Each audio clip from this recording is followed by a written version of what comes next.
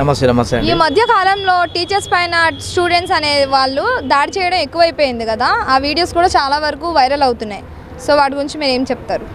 వాస్తవానికి చెప్పాలంటే ఏ గురువైనా కూడా పాఠశాలకు వచ్చినటువంటి అనేక మంది అన్ని కులాలు కానీ మతాలు ఎవ్వరికి సంబంధం లేకుండా టీచర్లు ప్రతి ఒక్క పిల్లగాడు మాత్రం బాగుండాలని, పిల్లగాడు మన స్టూడెంట్ మంచిగా భవిష్యత్తులో ముందటికి వెళ్ళాలి, మంచిగా సక్సెస్ఫుల్ చదువుకొని గొప్పోడు కావాలనే ఉద్దేశంతో టీచర్లు మంచి మాటలు చెప్తారు.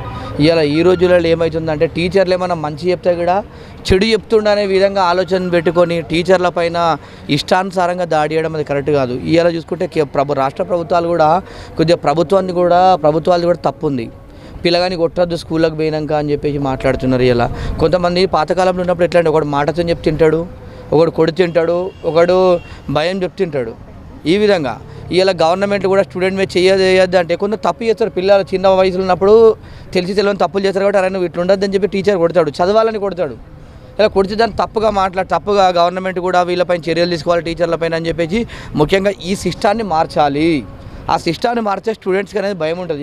ఇలా పిల్లల మీద టీచర్లకు ఎందుకంటే కోపం తాపం ఉంటుందా? పిల్లగాడు భవిష్యత్తులో మంచిగా ఉండాలి, చదువుకోవాలి, వాడు బాగా చదువుకోవాలి, మంచి సక్సెస్ఫుల్గా ఉండాలి. నా స్టూడెంట్ అనేటోడు పలానా ఉన్నాడు, అరే ఈ స్కూల్లో చదివిండు అంటే ఆ పిల్లగాడు గొప్పోడైన తర్వాత అరే మా స్టూడెంట్ అని చెప్పుకొని టీచర్లు కూడా మంచి ఆనందపడతారు వాడు పెద్దగా గొప్పోడైన తర్వాత. ఆ విధంగా టీచర్లు మంచిగా చదువుకోవాలని చెప్తారు. ఇలా ఈ రోజులలో అమ్మ నాన్నలు కూడా పిల్లలకు చెప్పాలి, ఇలా చదువు టీచర్లకు గౌరవించాలి, వాళ్ళు ఏది చెప్పినా వినాలి, వాళ్ళు కొడితే పడండి అని కూడా అమ్మనాన్నలు కూడా చెప్పాలి. అమ్మనాన్నలు కూడా ముందుగా పోయి మా పిల్లల్ని ఎందుకు కొడతారని చెప్పి అమ్మనాన్నలు కూడా పిల్లలకు సపోర్ట్ చేయడం. ఇలా మీ పిల్లల్ని మీరే వాళ్ళ జీవితాలు నాశనం చేస్తారని చెప్పేసి నేను తెలియజేస్తున్నా. ఇలా పిల్లలు ఏంటంటే ఇలా టీచర్కి ఇలా ఇంటికాడ తల్లికి భయపడపాయి, తండ్రికి భయపడపాయి, చుట్టపునికి భయపడపాయి, ఎట్లా స్కూల్కి టీచర్ కూడా భయపడకుంటే వాడు ఏ విధంగా డెవలప్ అవుతాడంటే ఏ విధంగా మంచి బుద్ధులు నేర్చుకుంటాడు అంటే ఇష్టానుసారంగా తల్లిదండ్రుల తప్పులు కూడా చాలా వరకు ఉంది. తల్లిదండ్రులారా మీరు పిల్లలకు టీచర్లు కొట్టి భయం చెప్పి చదువు చెప్తారు, చదువుకోవాలన్న స్టూడెంట్ అని చెప్పేసి తల్లిదండ్రుల లోపం గవర్నమెంట్ లోపం ఉంది కాబట్టి పిల్లలు ఈ విధంగా ఖరాబ్ అవుతారు అని చెప్పేసి నేను తెలియజేస్తున్నా. అంటే ఒకప్పుడు టీచర్లు అంటే భయం కానీ భక్తి కానీ అదంతా ఉండేది కదా, గౌరవం కానీ అదంతా వేరేలా ఉండేది. ఇప్పుడు అసలు పిల్లలు గౌరవం కూడా అసలు ఇవ్వట్లేదు కదా, ఎందువలన అంటారు? వాస్తవానికి ఏదైనా నేను ఒకటి చెప్తున్నా, ప్రభుత్వాల వైఫల్యాల వలన తల్లిదండ్రుల దగ్గర నుంచి కూడా పిల్లలు ఖరాబ్ అవుతారు. పిల్లగాన్ని చిన్నపాటి కొడతాడు, చదవలేదు, ఇలా వాడు ఒక హోంవర్క్ ఇస్తే చేయలేదు స్టూడెంట్, చేయకుంటే పిల్లగాన్ని భయపడించే కొట్టి ఒక దెబ్బ కొట్టి కూడా వాడిని మంచి తీర్చిచ్చడానికి వచ్చాము టీచర్ కొట్టేది. మా స్టూడెంట్ మావాడిని ఎందుకు కొట్టిర్రు, మావాడిని మీరు ఎందుకు కొడతారని చెప్పేసి టీచర్లమైన తల్లిదండ్రులు దాడులు చేసాక పిల్లలను కూడా అది అలసైపోయింది. నాడు రోజులలో చూసుకుంటే ఆ టీచర్కి అక్కడ కనబడుతుండే పిల్లగాడి ఇక్కడ నుంచి పారిపోతుండే, టీచర్ అంతా భయం ఉంటుండే. ఇవాళ టీచర్లను ఇష్టానుసారంగా టీచర్లను తిట్టడము, నువ్వేందని చెప్పి బదిలేయడం. ఇప్పుడు మొన్న నేను చూసినా మన ఇన్సిడెంట్, టీచర్ను కొట్టిండు అంటే ఇంత సంస్కారం లేని రోజులు నడుస్తున్నాయంటే ఇది ప్రభుత్వముని తల్లిదండ్రుల లోపం వల్ల ఈ విధంగా జరుగుతుందని చెప్పి నేను తెలియజేస్తున్నా. అంటే పేరెంట్స్ చెప్పిన మాట ఇప్పుడు కూడా వినట్లేదు కదా, విద్యార్థులు ఎందువల్ల అలా తయారవుతున్నారు అనుకోవచ్చు మరి. అదే అండి, ఇప్పుడు ఎవరికైనా ఒక భయం ఉండాలి. ఇప్పుడు మనిషి అంటే ఎవరికైనా ఒక అమ్మని చూసో భయపడాలో, నాన్నని చూసో భయపడాలో, సరే వీళ్ళని చూసి భయపడకుండా టీచర్ చూసి భయపడాలి. భయం అనేది లేకుండా ఇంట్లో చేసినప్పుడు ఇంకా వాళ్ళ స్టూడెంట్ ఈ విధంగా అరాజకంగా తయారు కాకుండా ఏ విధంగా అవుతారండి. ఇలా వారి తల్లిదండ్రులు ఒకటి ఆలోచించాలి. మా పిల్లగాని సార్ కొట్టినట్టే వీడు హోంవర్క్ చేయకపోవడమో ఏదో తప్పు చేసిండో చేయడం వల్లే కొట్టిరని చెప్పి అనుకోవచ్చు కదా. కాదు, స్టూడెంట్ నువ్వు మా కొడుకుని ఎట్లా కొట్టినామని చెప్పేసి చుట్టాలు బంధువులు బట్టి టీచర్ల పైన దాడులు. వాళ్ళు ఏం చేస్తారండి, ఎవడెక్కడ పోతే మాకేందని వాళ్ళ పాఠాలు వాళ్ళు చెప్పుకోరు అనుకుంటారు. కొంతమందికి మనస్తత్వం ఎట్లుంటుంది అంటే నేను డబ్బులు తీసుకుంటున్నా, గవర్నమెంట్ దగ్గర జీతానికి డబ్బులు తీసుకుంటున్నా, నేను చదువు చెప్పి పిల్లగానికి న్యాయం చేయాలని చెప్పేసి కొంతమంది టీచర్లు ఉంటారు. నేను డబ్బులకైనా న్యాయం చేయాలి, నేను తీసుకుంటున్న జీతానికి కూడా న్యాయం చేయాలి కాబట్టి నేను చదువు చెప్పాలని చెప్పేసి అందరి మనసు, కొంతమంది మనసు వేరే ఉంటుంది. నేను పిల్లవానికి న్యాయం చేయాలి, వాడిని చదివిపియాలని చెప్పేసి ఉంటుంది. అట్లాంటప్పుడు కొంతమంది ఏం చేస్తారండి, చదివిపియాలని ఉద్దేశించారు కొడతారు. అంటే కొట్టినా కూడా తప్పు అయిపోయింది. ఈ రోజులలో తల్లిదండ్రులారా మీకు ముఖ్యంగా చెప్తున్నా, సార్లు టీచర్లు కొడితే పిల్లగాన్ని అది తప్పు కాదు, నీ పిల్లగాడు బాగుపడాలని చెప్పేసి కొడతాడు. ఒకడు మాటతో నింటాడు, ఒకడు భయంతో నింటాడు, ఒకడు గౌరవంతో నింటాడు.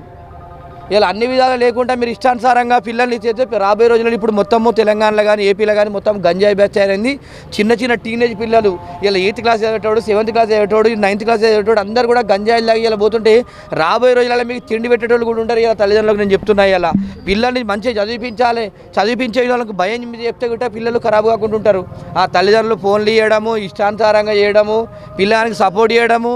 వాడిని తండ్రి కొడితే అయ్యో కొడుకుని కొట్టినాం అని చెప్పి దగ్గర తీసుకున్నాక వాడు ఏడ విధంగా అవుతాడండి. గారాభం ఎక్కువైంది, చదువు తక్కువైంది ఈ రోజులలో. ఇలా ప్రపంచ దేశాలను చూసి మనం నేర్చుకోవాలి. అలా ప్రపంచ దేశాల్లో ఉన్నటువంటి టెక్నాలజీ ఎందుకు మారిపోతున్నారు? వాళ్ళు చదువుకోవడం వల్లనే కదా.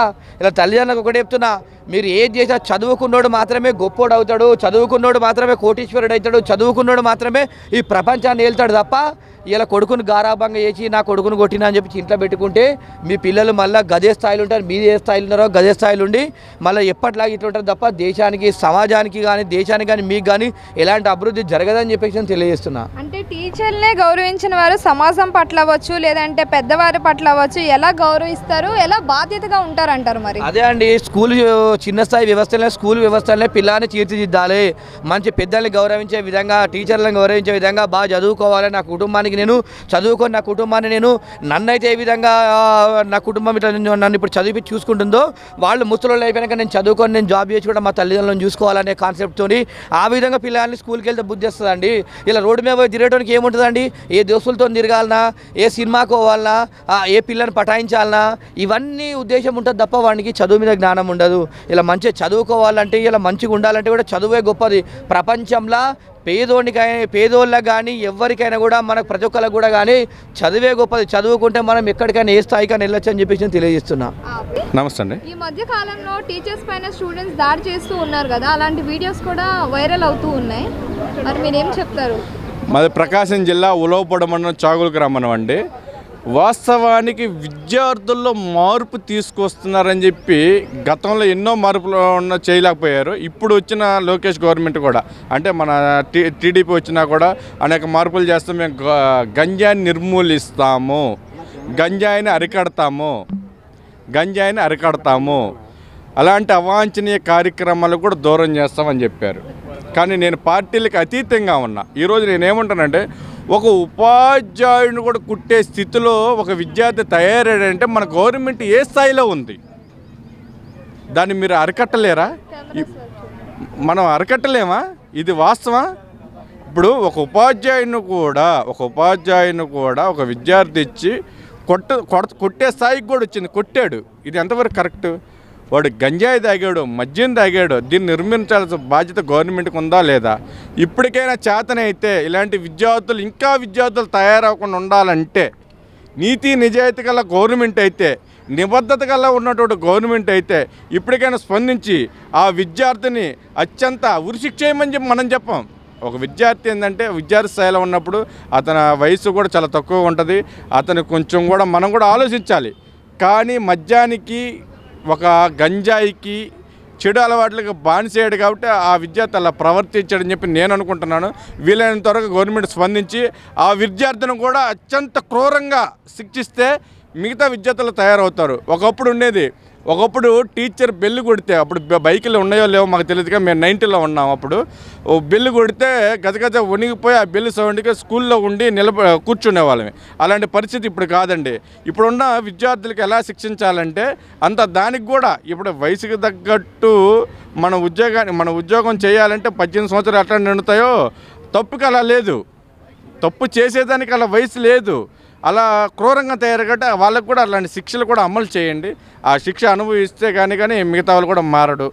ఉపాధ్యాయులు కుట్టే స్థాయికి కూడా దిగజారారంటే మద్యానికి, మత్తుకి ఎంత బానిసయ్యారో, మత్తుకు బానిసైతే కానీ ఒక ఉపాధ్యాయుని కుట్టే పరిస్థితిలో ఉన్నారో ఆలోచించుకొని దీన్ని కూడా మీరు ఆలోచించుకోండి. అంటే ఒకప్పుడు టీచర్స్ అంటే చాలా వరకు రెస్పెక్ట్ ఉండేది, భయం ఉండేది, భక్తి ఉండేది, అన్ని గౌరవం అన్నీ ఉండేది. ఈ కాలంలో అది లేదు.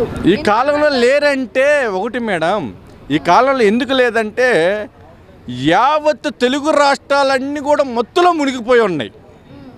రాజకీయ నాయకులు ఎలా మత్తులో ఉన్నారో విద్యార్థులు కూడా అలా మత్తులో ఉన్నారు. ఎప్పుడైతే అవినీతి రహిత పాలన ఉంటుందో, ఎప్పుడైతే ఉంటుందో సమాజంలో పిల్లలు కూడా, ఇప్పుడు మన కుటుంబం ఉందామండి. తండ్రి చనిపోతే, ఒక కుటుంబం పెద్ద చనిపోతే కుటుంబ దిక్కు ఎలా ఉంటుంది? ఒక రాష్ట్రం ఉంది, ఆ రాష్ట్ర పెద్ద దిక్కే పట్టించుకోకపోతే మన రాష్ట్ర పరిస్థితి ఎలా ఉంటుంది? దాని గురించి ఆలోచించుకోవాల్సిన పరిస్థితి ఉందా లేదా? దీన్ని ఇమ్మీడియట్గా యావత్ విద్యాశాఖ మంత్రి, ఆంధ్రప్రదేశ్ రాష్ట్రంలో విద్యాశాఖ మంత్రి బతుకున్నాడో చచ్చిపోయాడో దీన్ని గమనించి ఆ పిల్లాడి మీద కఠినమైన నిర్ణయాలు తీసుకోవాలి, అమలు చేయాలి. అమలు చేస్తే కానీ మిగతా ఉన్నటువంటి విద్యావర్తనలు బాగుపడరు. అంటే అంటే సోషల్ మీడియాలో కొన్ని వీడియోలు వైరల్ అవుతున్నాయి కదా, వాటిని చూసి కూడా పిల్లలు చెడిపోతున్నారు అని చెప్పేసి అంటున్నారు. దానికి మీరేమంటారు? అది కాదండి, సోషల్ మీడియా ఉంది. సోషల్ మీడియా ఎంతవరకు? సోషల్ మీడియా మంచికి ఉంది, చెడుకు ఉంది. ఇప్పుడు మేము మాట్లాడిన ప్రతి మాట మీరందరూ కూడా రికార్డ్ చేసి వేస్తారా? మాలో ఉన్నటువంటి మంచి కదా మీరు వేసేది, చెడుని తీసి పెక్కేస్తారు. అలాగే తల్లిదండ్రులు కూడా పెంచే పెంపకంలో కూడా ఆ చెడుని గ్రహించి వాళ్ళని అరికట్టాల. అరికడితేనే ఒక విద్యార్థి బాగుంటాడు నా ఆలోచన. అంటే ఇప్పుడు సోషల్ మీడియాని చూసి మంచి నేర్చుకుంటున్నారా, చెడు నేర్చుకుంటున్నారా? సోషల్ మీడియా నుంచి మంచి ఉంది, చెడు ఉంది, రెండు ఉన్నాయి. ఆ రెండింటిని గ్రహించి మంచిని తీసుకుంటే మంచి ఉంటుంది, చెడుని తీసుకుంటే చెడు ఉంటుంది. Thank you.